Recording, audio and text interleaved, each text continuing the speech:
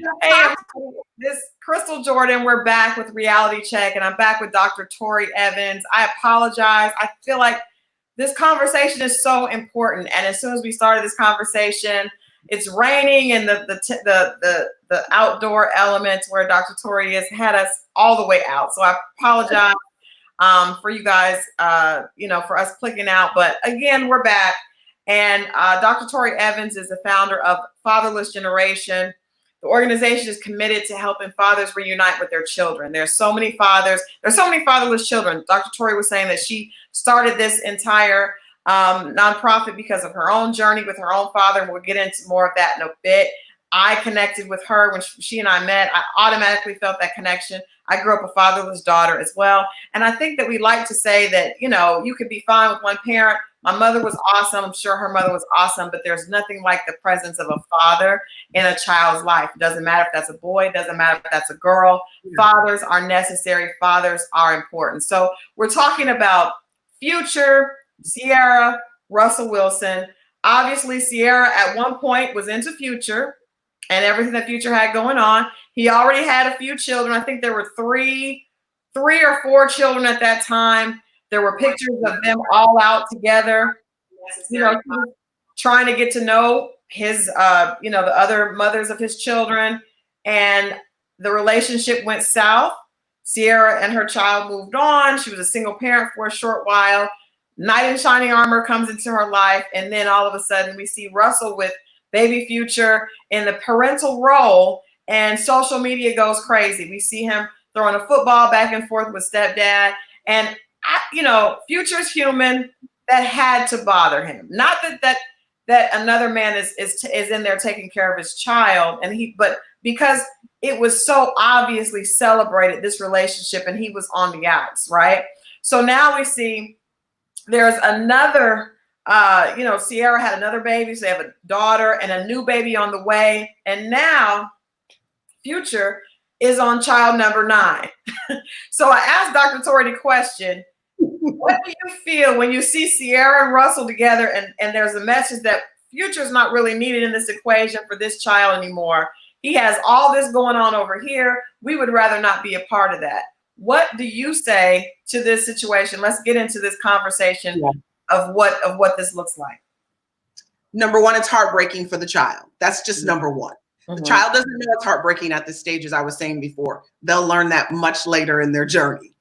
When I saw the whole uproar, number one, I'm not really always watching these things, but when I saw the uproar, of course, it makes you go look. Right. And the uproar was this whole video moment of Russell Wilson swimming in the pool with little Future. Yeah. And then he's like, clearly he's there daily. Clearly he is a father to this child. Right. Daddy, right? So he says, happy birthday from daddy, right? That is tough. Being a step mom, I call myself a bonus mom myself. I just come up with different names to call yourself daddy. Although I know the elements. I understand that Future has felt out. He has felt like he didn't have a bond with his son. How could when every time you go to pick up your son, he's calling another man daddy? And at a very young age, children are able to understand that. He's not able to understand. One man, Russell, is in the house filling his daily needs, his every daily need. And then you have who shows up every other weekend. Yeah. How do I deal with that as a 4, 5, 6, 7-year-old? Yeah. This other man is my daddy. So I can understand how Future felt hurt. Yeah. And that's why you see the lashing out. That's why you see lack of posts about this situation. He does not think about his son. He didn't. Everyone was saying, oh, he didn't even put a happy birthday post. Did you ever consider the man's perspective? Yeah. I'm not needed, so therefore I'm not even going to be involved in that. Right. I want to say we have a few people that have joined back in. Nicole Yarn is asking, my husband needs help. He has a court order. She's going against the order. This is the right group. We definitely, Dr. Torri Evans, her organization, the Fatherless Generation, is exactly the right organization that you guys need to be reaching out to. I wanted to have this conversation. We had talked about having it for a couple of months, but this is so important. I don't want to wait until Father's Day. I think that we need to talk about that right now because we see people focusing on Future's lifestyle, right? And the fact that, I'm not going to lie, Dr. Torri, 9 children, and my child is number 4. I would be a little especially if I have this new relationship in this new family circle. So I guess what I want to ask you is, as we change in life, because relationships are usually indicative of where we are at the time, right? So we see a lot of women be in relationships with men at a certain time, and when that relationship is over, they may go through changes, and that man no longer fits into their life. How should we be finding a way for the child to have a relationship with the father, even though the father may not be living the lifestyle that we currently are living? Because that, to me, is the biggest red flag when it comes to Ciara and Russell. When we see Ciara with Future, she's living a very different lifestyle. Future obviously lives a very different lifestyle, but that lifestyle was okay for her at one point in time. When you change and when your circumstances change, how can we do right by our child by making sure that our child still has a relationship there when things become very conflicting? Okay, let's go here, because your child is number 4. So there was clearly some issues going on in the first place. Clearly, now there's clearly something going on, not with her, but with him. Right. Something he clearly accepted at one point in time. So we've got to embrace that as women. We accepted it, so now we've got to kind of work through that moment. Right.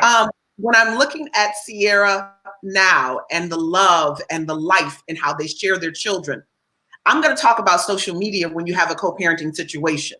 You've got to be delicate. You've got to be gentle with that. And I know you both are living your best life. I did see a picture of Future, and he's living his best life in a pool with some random, because I know her name, but I'm not going to say it on here, right? Yeah, we all know who it is. You're not living your best life. You think you're living your best life, because what you're doing is replacing all the broken places with a new chick. Amen. You better say it, Dr. Torri. With a new chick. Right. And I want to go into his pathology. Yes, I'm a theology person, and that's where my PhD comes from. But I'm going to tell you, I've been doing this long enough to understand pathology and behavioral patterns and dysfunctions. A man who can have 8 to 9, we think 9 children with 8 to 9 different women has an internal issue. He has a breakdown. He had that breakdown when he was with Ciara the first time. Right. Maybe she didn't recognize it. Maybe she didn't see it. So now how do I make sure that my child has this relationship with a father who may not be where I want him to be? Exactly. Well, exactly. That's a tough one, right? Very tough. Because I don't want to be rude. I would say, and I this is a tough one, but I know that this is going on. It's replicated other places besides just Ciara and Russell. I mentioned Eva Marcel on The Housewives. She has a child with a gentleman that, at the time they were together, she's in a very different place now. If I don't trust the behavior that my child would be exposed to when he or she is with that other parent, because I think sometimes a woman is being vindictive. Let's just be honest. Sometimes she's being vindictive, but sometimes there's really not a safe environment for that child, right? And how do we navigate through those issues? Like, I really don't trust what is going on.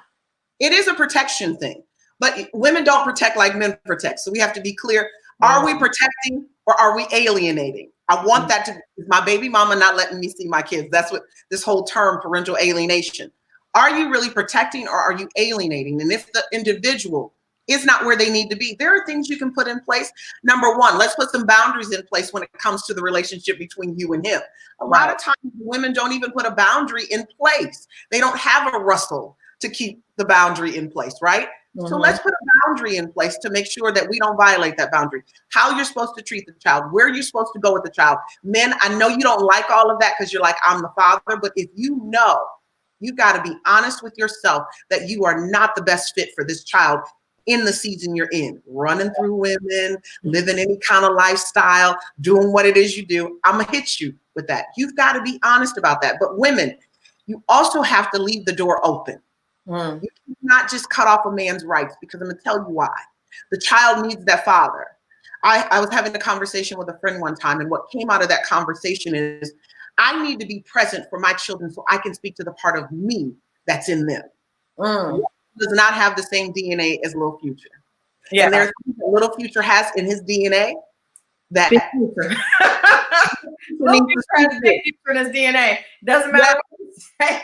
It doesn't matter how you train that. Big Future needs to be there to speak to it, good and bad. Yeah. And then Russell comes in and adds a bonus. He adds an extra. That's why we got to give Russell a different name. Russell, you can't be called daddy. That's confusing for the baby. It may feel good for him and Ciara and other situations that we're talking about. It may feel good because he's in the house and that's what the child wants to call him. Yeah. But you can have a conversation with a child and give them an understanding at any age. There's an age-appropriate conversation that needs to be had. Well, this is not your daddy who mommy created you with, but this is the daddy that's in the home. Like, however you need to say that. But you guys need to figure out how to say that to give it a different name. Right. My bonus daughter, she's now 24 years old, but at one point I was Mama TJ. Yeah. So that it allows that other parent to be that parent. What about adopting? We've heard a lot about Ciara wanting Russell Wilson to adopt Future. We've heard, I believe that Eva went through the process to have her daughter adopted by her new husband, who is now the father of the two children that she has. What is your thought process? Is there ever a situation where a child should be adopted and the other parent should give up parental rights while that parent is still alive, while that parent is still able? What are your thoughts on that? I will never say there's never a situation. Unfit, abusive. Eva has a really intense situation. Mm-hmm. I have heard her side of the story. I've also heard his side of the story, but you then can see his side doesn't line up when you watch him on social media, right? No. It's completely off. So I need us to understand that there's always a situation where adoption is necessary. Okay. But it's that situation. Is your situation that situation? Mm-hmm. I believe people need to sit down and have communication. That's the key. Is the situation with Future and Little Future in a position where Russell should totally adopt this child? I don't know the answer to that. I believe that becomes a conversation between the three of them, but I personally wouldn't do it. I think adoption closes the door off to the other parent, and it puts the child, I'm gonna go back to the child, because I'm gonna sit in my role as a fatherless child. That puts the child in a very bad position. And I can tell you, I was even looking at this. Children need to know who their father is. Yeah. And ladies, you can't replace a daddy. As much as you regret where you were before, get a new man to take away all of that, the consequences that go along with that. New daddies don't take away consequences, my love. That's good. But I want to stay there for a second, because I think that happens a lot, Dr. Torri. I have a friend. She had two children, married a man. He decides that he's going to take on responsibility for the children. So now she's divorcing that man, but she said he is the children's father, even though he's not the biological father. This is the man that I've chosen to be the father because he financially takes care of them. He's shown me that he's more responsible than their biological father, right? And I said to her, I don't think that you can do that, but I do understand. I'm not, I was a single parent for a certain amount of time. Well, I actually saw on your page where you said it's not about being a single parent. You may be single, but you're not a single parent if that child is not, if that parent is still interacting in the children's lives. How do we fix this gap? Because you have couples that split up, and breakups are painful, right? And when you get with someone new, I think a lot of times women do want to just create this family unit here. I'm married. We have a new baby. We don't want that child to feel out of place. The child with someone else to feel out of place. How do we navigate a new relationship? I like the idea of finding a different name for that bonus parent as opposed to mommy or daddy. But how do we set boundaries so that the biological parent still feels welcome, still feels very much a part of that child's life? Because I know men are actually very passive when it comes to just, saying, no, I still want to be involved. If they feel like they're not needed, if they feel like they're not wanted, it can be in their nature to just kind of go away, feeling like they're doing the best thing for the child's interest. Have you seen that before? I've seen it a lot. And I even see someone on here saying, wait, what? It's ladies talking about this? Yes, because we were fatherless. Yeah. It's not about being in the fatherhood space. Men, you need to get over that part. Just I'm gonna answer that real quick. This piece of men shrinking back, they don't want to be involved. When I saw the post, oh, he's just mad because she's moved on. Oh, he's just, he didn't post anything about his son either. Did you ever think that maybe he's hopeless? Maybe he's sad. Maybe he feels some kind of way. And so that has allowed him to shrink back in the shadows. And he seems to do that some kind of way. The Russell with the football and the jersey. I mean, as a woman, I'm gonna feel some kind of way. You playing? I'm gonna feel some kind of way about this. Chris, tell you. So, how do you navigate that? You have to navigate that with compassion. And once again, you can't try to cover up your past with a new man or a new woman. And that's what we do. We get on, the phrase of there's, nothing like getting over heartbreak than a new, right? That's not real. Yeah. You create another set of issues. And that's what you're watching with Russell. As women and as men, we have to be compassionate to the other person. I think looking at the timeline, Russell and Ciara post way too much about this situation. I think it's already been public enough. You don't have to go to social media every time he's throwing the ball or every time there's a birthday, or you don't. He has a father. And how do we keep the child from being left out? We talk to the child. Yeah. We do our best to make sure the child is having some form of relationship with the father so that they know what's going on. But to do this whole thing of, well, I don't want my child to have a different last name than everybody else. And I heard that, but they do. Yeah. And it's their reality.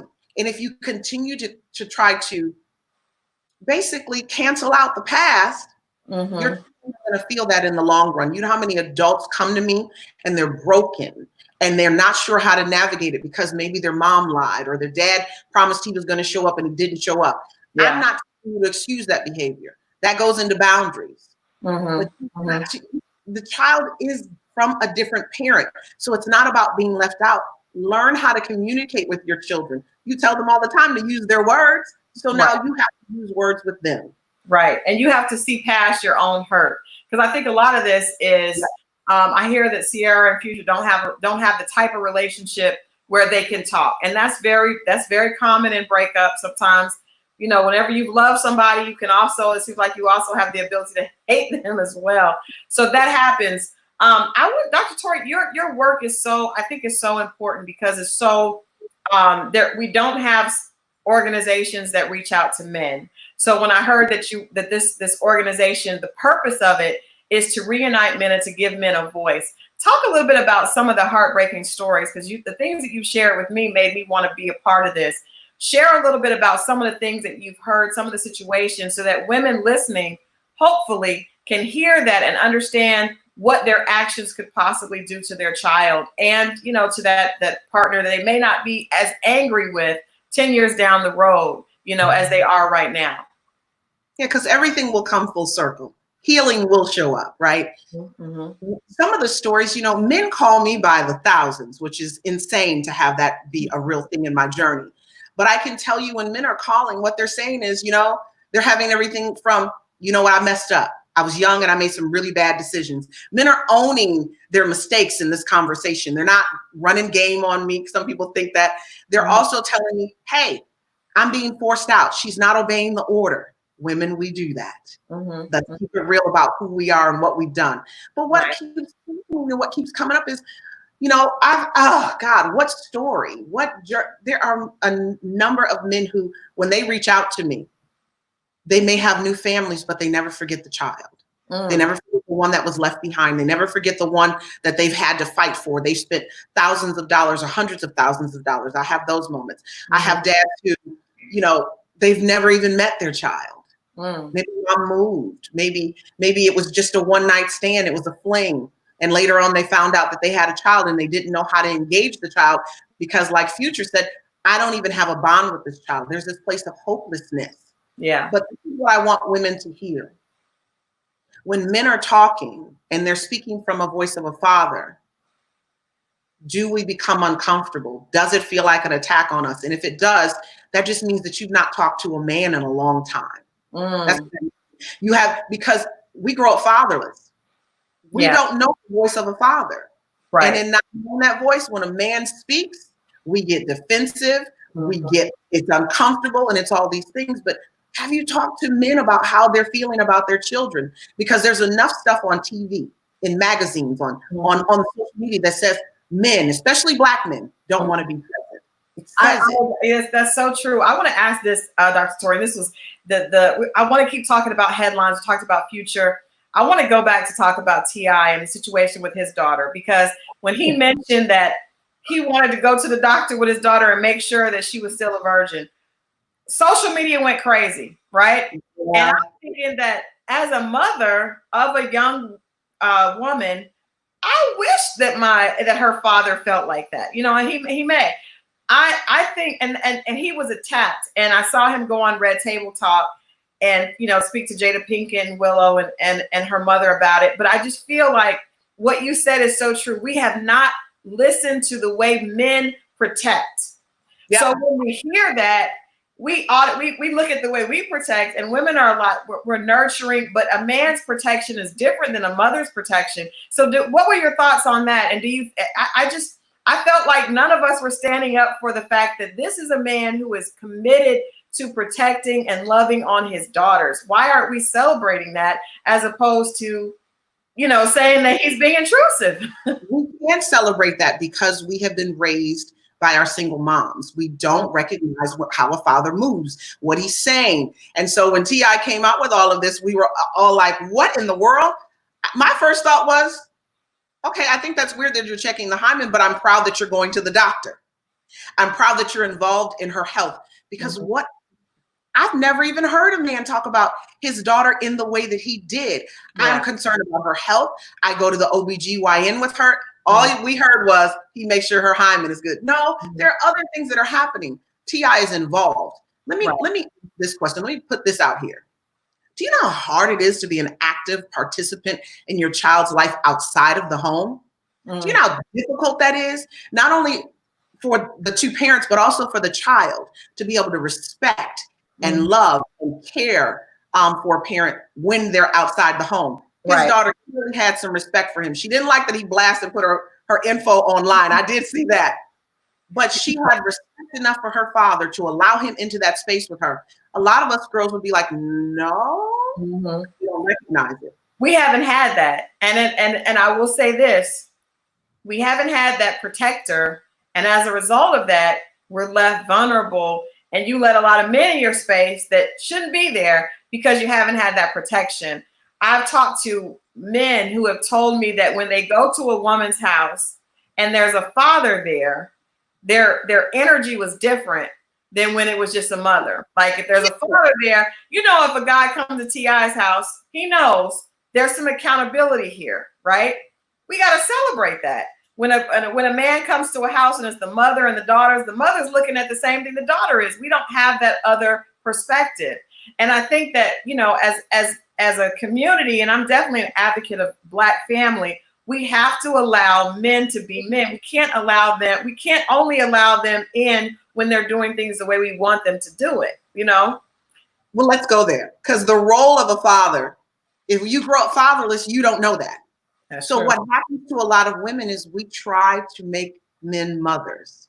We try to make them parent the way that we parent. Yeah. And when you try to make a man parent the way you parent, he'll just, once again, he's going to slide back. You got it. Since you think you got it. And men parent differently. When you're talking about protection, we have to see, I'm going to go spiritual because this is who I am. God is our protector. He's our first father, right? He's our heavenly father. So when he protects us, that's the same way our dad protects us. How he guides us is the same way. How he disciplines us is the same way. Mothers don't do the same thing. And so I have to ask you the question, if a father isn't present, how are you teaching your children some of the components that men are only equipped to teach? The role part is the reason many women aren't letting their children be involved. One of my mentors says this in one of his books. Gatekeeping is really the first step, right, of how women alienate or keep a father out of a child's life. And you know what the number one place of gatekeeping is? Parenting style. Oh, you don't parent like I do. You don't do this. You don't change the diaper. You don't do all these things. Men are going to do it differently. Yeah. Men are going to teach children how to take risks. They're going to teach them how to take calculated risk and sit right on the edge of things. And what do mothers do? When the dad tosses the child up in the air, she's like, right? I saw that clip with Offset and Culture, and he's throwing her up in the air. And Cardi posted it was a beautiful illustration, because I can remember my daughter being little and her dad throwing her up in the air, and me thinking, oh my God, don't do that. Why is he doing that? Or I put, when it's cold outside, he doesn't put the right gloves and the right hat and all that, because they do that differently. So when we chastise them, because I didn't grow up in a house with a father, you're doing it wrong. That's not how you're supposed to. You're going to hurt her. You're going to do this. Never understanding that is their role. That's their role. It's teaching a child how to take calculated risks. Wow. Not dangerous, not on the cutting edge, and you don't know what's going to happen. It teaches them. Dad only throws them so high. And then he starts elevating it, and he goes higher and higher. That's calculated. When you do not allow a man, especially the biological father, to enter into the scene, you limit that child's ability to take calculated risks. It's one of the harms that we have as fatherless individuals, that we don't understand consequences, because we take all of these risks with our lives when we're talking about women and us and how we pick men. Oh, girl, he was cute, or I was attracted to him, or we had chemistry. We always say this, we attract who we are, but we never think about the broken part of who we are. Yeah. Maybe the broken part of who you are attracted him into your life, and you have to own that. And men are just as broken as women by their fatherless journey. It is not that they've gotten over it. It is not that they are okay with their dad being absent. They're not. They have the same issues, but our issues are just different in how we manifest it. Men are trying to figure out, are they good enough? Do they have what it takes? And women are looking to be loved and admired and all of those things that our dads do. And that's the thing that came out of it for me looking at Future. Does he feel like he has what it takes to be a father to these kids?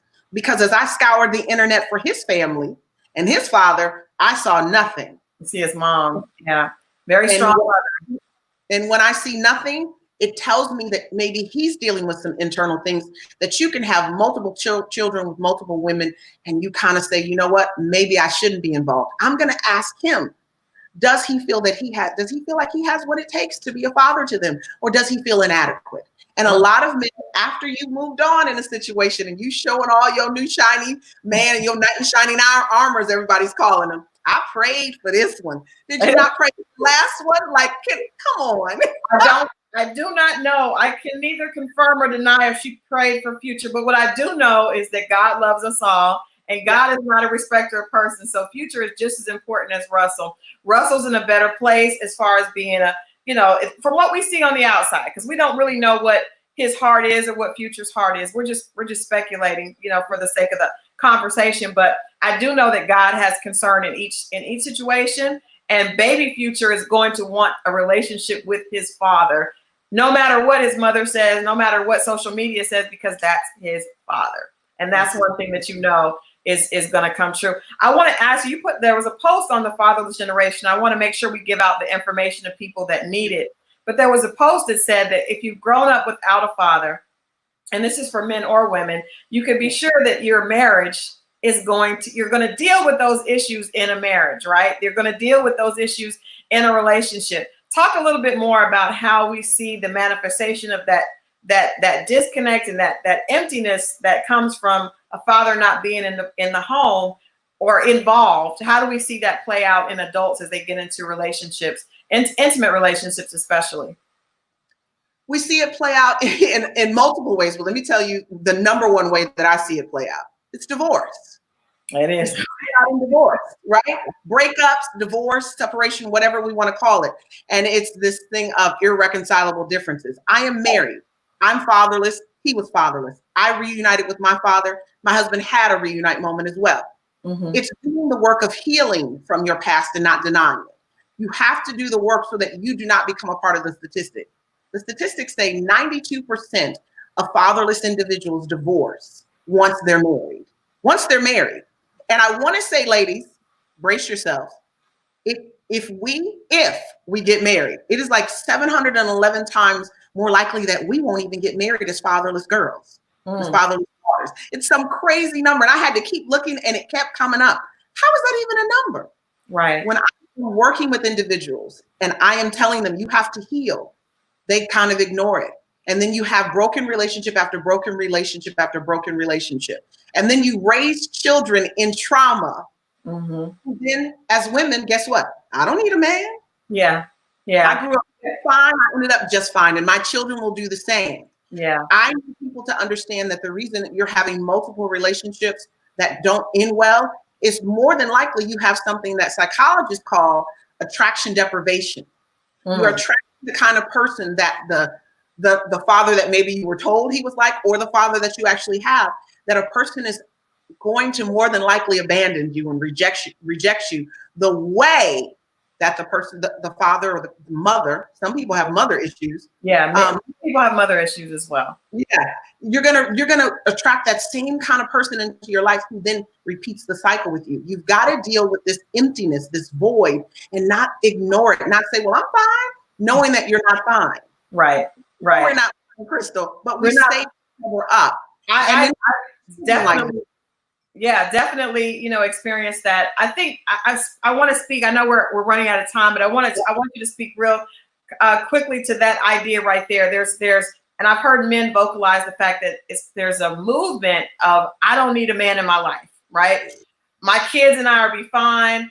And I try to tell people I think sometimes that's built from a defense, right? A lot of times if the father moves on, a woman doesn't want to sit and say, and I'm not going to just sit and cry about it. I've got to be strong. But what has happened is men hear that constantly, especially in the African-American community. I don't need a man. I don't need a man. I don't need a man. My kids and I are fine. We don't need them. We're making money, and that is I think it's driving people further apart. It definitely seems to make men fall back, where I would think it would make them stand up, but it doesn't seem to do that. No. Sensitive. We got to be, men are sensitive. Okay. They are passionate especially about their children. Let's go back to how this all started. Ladies, you are being used as a weapon to remove men from their children's lives so that the enemy, whoever that is, can have basically any type of situation they want to have with them.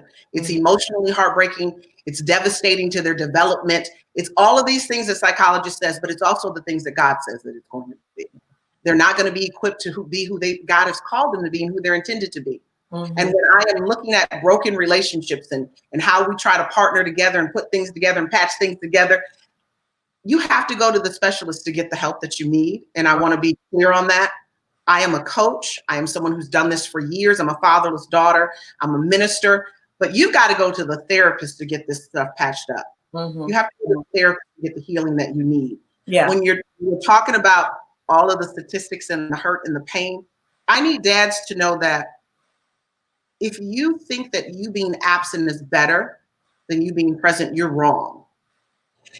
If you have a situation like Russell and Ciara where everything's posted, God forbid, stop doing that. Situation, what I want you to know is you being present is far, like every other weekend, is far better than you just going back into the shadows and not being present. Your children will remember the times that you showed up. They will remember the fun that you had. I know men tell me all the time, well, I've been resorted to a weekend dad or a visitor, right? Every other weekend, 6 to 9 days out of the month is a visitor. Yeah. Allow you to be the best doggone visitor you can possibly be. I want you to instill the things that you wished your father had instilled in you, the stuff that you now know as a man. And as you mature, I want you to put that into them, not just boys. I want you to do that for your daughters too. I want you to love on them. I want you to date them. I want you to do the things that you know need to be done for her so she doesn't fall into the trap of some of the women that you've actually dated. Because the question that I posed online recently was, would you be okay if your daughter dated you? Would you give your daughter permission to date you? Right. And if the answer is no, then you need to get this together. How do you do? Get a therapist. I'm not going to let you get out of the healing component. I'm just, because I'm a person who loves to talk about healing and be the best dad you can be. That's what kids are looking for. Yeah. This in what we see between them, not just from Future. I feel there's competition going on in this situation. Well, it's definitely being pit like that online. Like I said, I hope that that's not the heart of it, but do you post everything online like that? There's no. This thing is public enough. And I can tell you, I know Ciara's attorney. I do. She works with us. Yeah. So I know some of this story. I'm not saying that she's told me anything, but I do know some of the story. And I know it's tough on her end, but just it's competitive. And you want to put a man in that situation, men are going to shrink back. Let me say it this way. If you put a man in a situation where his child is the thing that you're dangling, he's going to shrink back. He's going to shrink back. It's going to hurt your child in the long run, because it can feel like, I'm not going to lie, when you break up with someone and there's a lot of hurt, everyone feels like I want to be the winner, right? I want to get over this. I want to move on. There's no such thing as the winner. I want to ask you, Dr. Torri, if you could counsel Future right now, if we could do like an open letter, because I think in this discussion, and I'm definitely, that's a lot of children. Okay, it's a lot of children. Children keep happening. But what would your advice be to him? Because it's indicative of a person that is hurting. And I think a lot of times we look at men's actions and we attack them for their actions, not realizing that the core is from hurt. So what would you, if you were counseling Future, what would your advice to him in this stage be? Well, if I coached him in this way, I would want to get to know about his background and his dad. And I would want him to go through a process of admitting that he was struggling with his father not being present, admitting that the role models that he had didn't give him what he needed. I would also want him to really break down how it felt in breaking up with all of these women. When he got with them, I promise you, most men don't think they're going to do this. You know what men say? I'm going to be better than my dad was. That's what every man says. But because of pathology and generational curses, you repeat the same pattern that you were not intending to repeat. So we're going to get into some of his patterns. We're going to get into his behaviors, but we're going to first attack his daddy issue. That's the first place, because that's the first place most of us were wounded, in relationship and in love. And so I need to attack that place. You talked about your dad and being in that position, and just before you could really get reunited, he died of an overdose. That's heartbreaking. I had 2.5 years with my father. That's it, after reuniting with him. And having that 2.5 years definitely sparked what I do. But I can tell you, I still missed out on some things. I still didn't get everything that I could have gleaned from him. I have a bonus mother who's amazing, and she still speaks into my life. And she's like the prophecy keeper of what my father said about me. But no, that's where I would go first. And it's really him understanding that he does have what it takes. He just has to get down there and heal and get all of the debris out of the way. And most of the time right now, that's been through women. And I'm going to tell him, stop having babies. Get a vasectomy, love. And then you can reattach it later. I'm going to tell him that. Because this $53,000 a month, no child needs that kind of money. And so this is just an all-out attack. Because now I'm trying to figure out, is he a target? And he doesn't recognize that he's a target. See, that's he's definitely a target. I think he's definitely a target. I think that he's probably thinking that he's targeting women and the women are targeting him. And everybody is doing that, and the children are hurting at the end of it. You know what I mean? I think as women, we have to own the fact that we may not have the machismo, but we can definitely attack men, and we definitely know how to manipulate them, right? And so I'm not saying that he is not responsible, because he 100% is, but I think that we also have to look at the fact that it's become a part of culture to get with a man, have a baby with him, and be able to take care of our lifestyle, and that's, I wouldn't have a problem with that, but I think at the end, the child usually hurts, because yes, the child has a lot of money, but they also have parents that are part of this circus. You have a woman that's suing him, telling people in a public forum that he wanted her to end the pregnancy. That child one day is going to have to deal with that story. So my heart goes out to him and all the baby mamas and mamas involved in that situation. Dr. Torri, quickly tell people how they can get in touch with a Fatherless Generation, if they're male or female. I will tell you from my own experience, our conversation was great for me, and it reminded me I would not have been able to get over not having my father in my life. I did experience a divorce, much due to that hole in my life. If I hadn't gone to therapy, I would not have been able to do it. And I would have continued to make those same mistakes and those same dysfunctional patterns when it came to men. So I agree with you 100%, but I think the start is your organization being an open door for men is so important, especially in our community. So tell people how they can get in touch with you guys and some of the types of things that you guys help with. Okay, so you can go to our website. It's tfgf.org. It has been posted in here by my husband. I see it on here already. And you can go there. Then we're on social media, the Fatherless Generation Foundation. Some of the things that we offer are, the reunification process, which is commitment to fatherhood. We're going to help you navigate that court case. If you are an unmarried father and you have no paperwork, in Georgia it's called legitimation. If you have not legitimated your children, you've got to call us so we can help you get that done. We have attorneys who love to work with fathers, and they fight diligently for you to get that done. And then we have everything from the peer groups. We're going to start a virtual peer group because we're all still kind of quarantined and can't right. We've been doing that for years. We have like 100 peer groups around the country.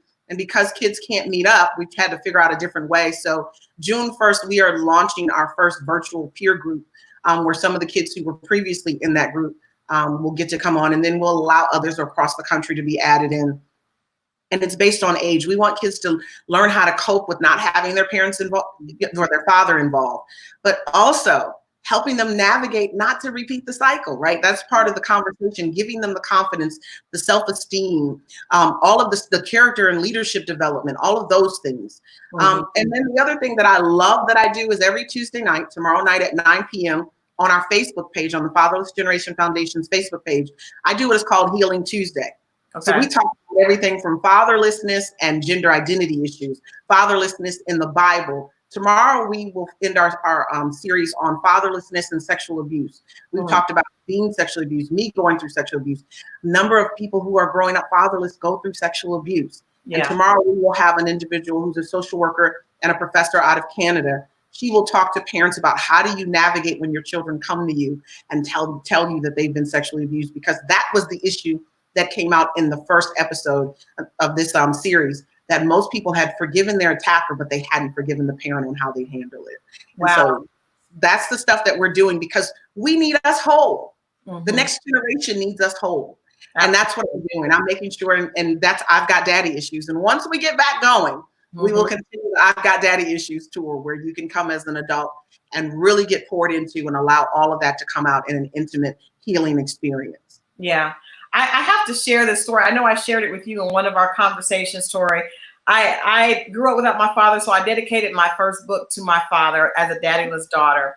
And I was sitting there, and I remember after doing the book signing, I was talking to fathers, did a book signing on Father's Day.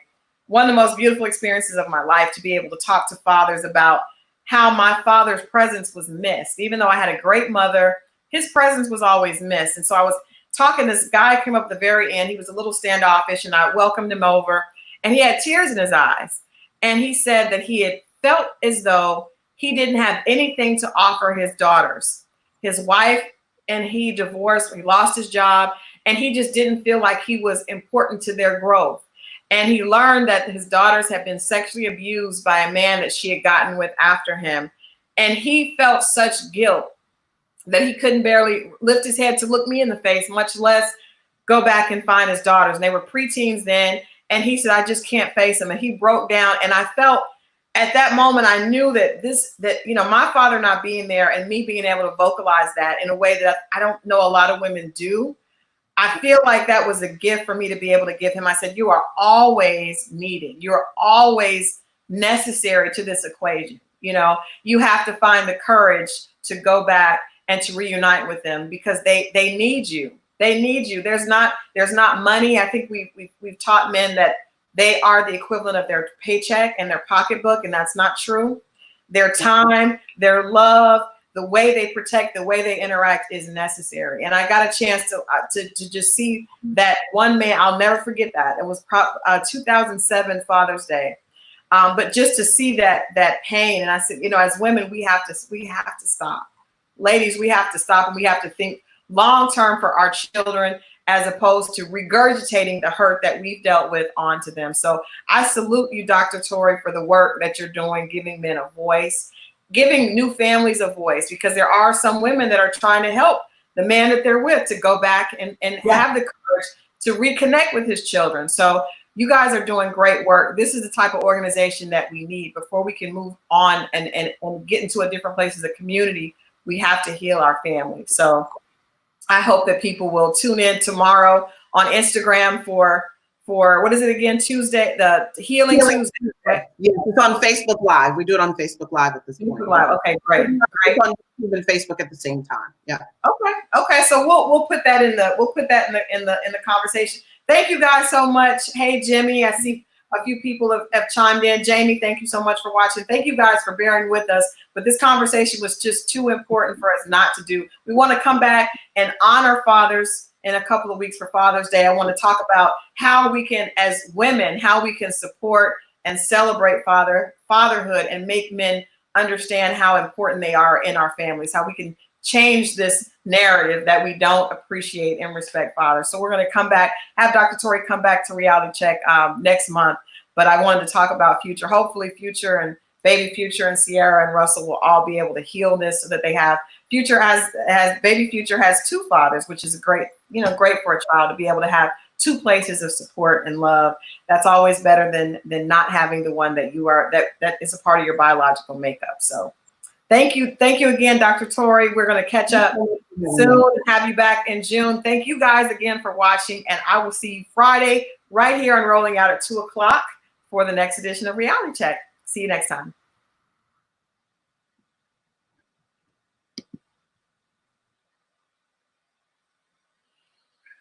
Whew.